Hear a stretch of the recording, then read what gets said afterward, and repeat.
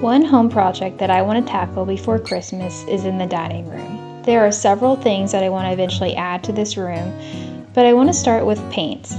The walls are currently painted a light gray color, and I was originally just going to touch up some parts of the wall that have been damaged over the years, but I ended up realizing that this is a great opportunity to just change the colors completely.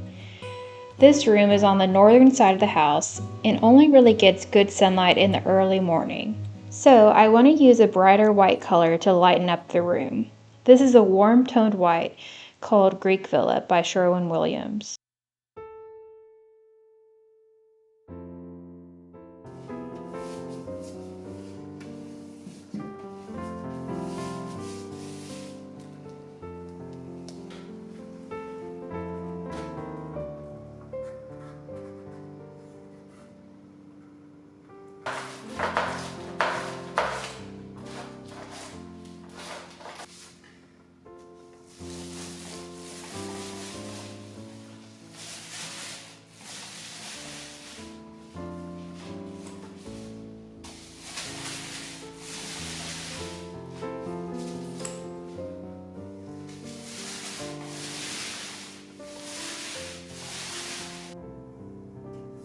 And for the part of the wall underneath the chair molding, I decided to use a sage green color.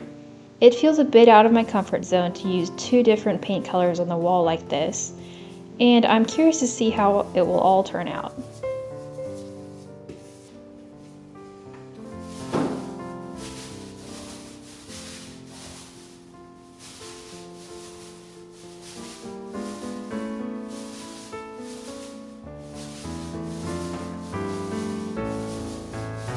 It's nice to have a fresh coat of paint on the walls, but the brighter white does make the room feel blank.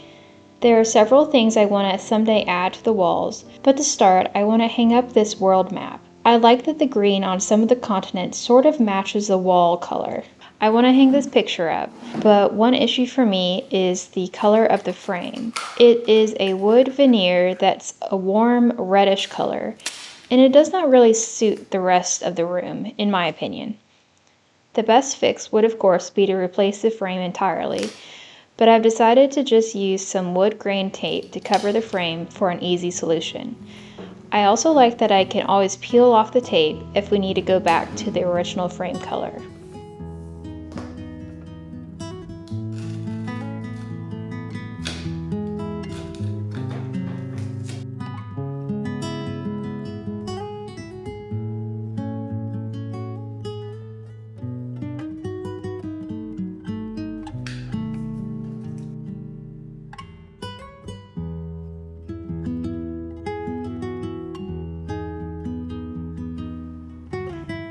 Christmas is coming up, and I've committed to baking some Christmas cookies for some holiday events in a couple weeks. So I want to try making some Christmas themed cutout sugar cookies.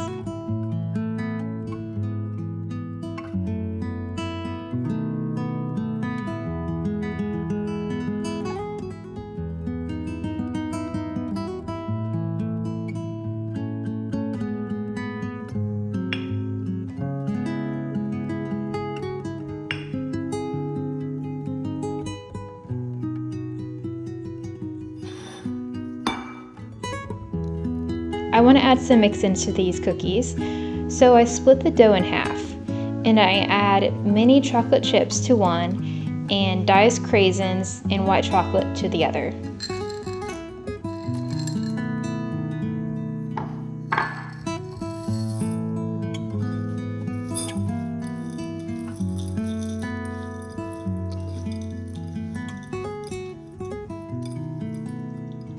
I'll roll out the dough and store it in the freezer until it's time to bake closer to Christmas. But before I make a second batch of dough, I decided to make some test cookies to see if they hold their shape.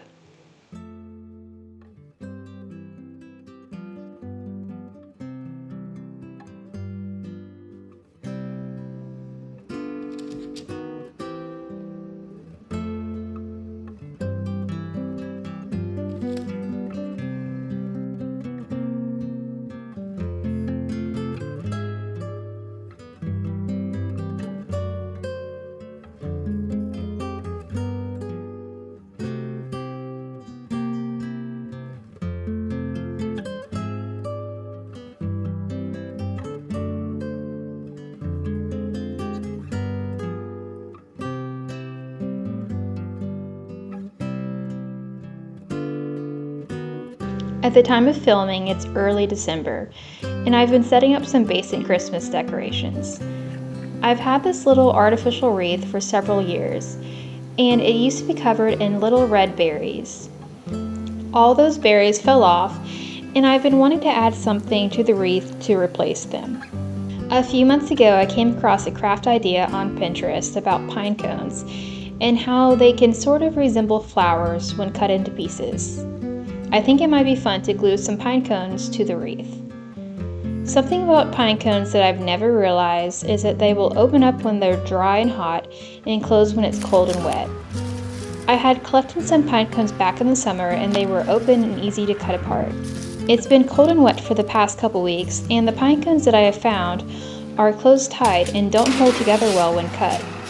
I read some advice that you can easily open and dry pine cones out by baking them in the oven at a low temperature.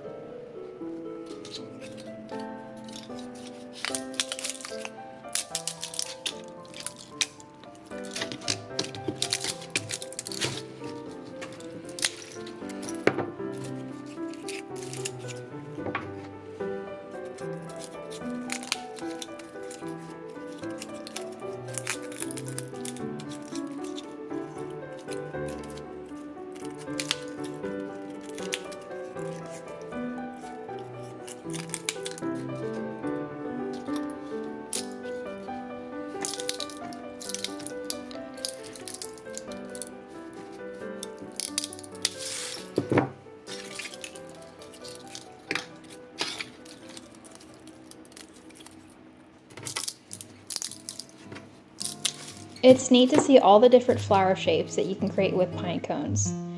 The tip of the pine cone resembles a lily or maybe a small amaryllis.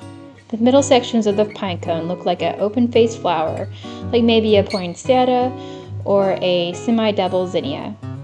The stem end of the pine cone sort of looks like a dahlia or maybe a hydrangea. I use a hot glue gun to attach the pinecone flowers to the wreath.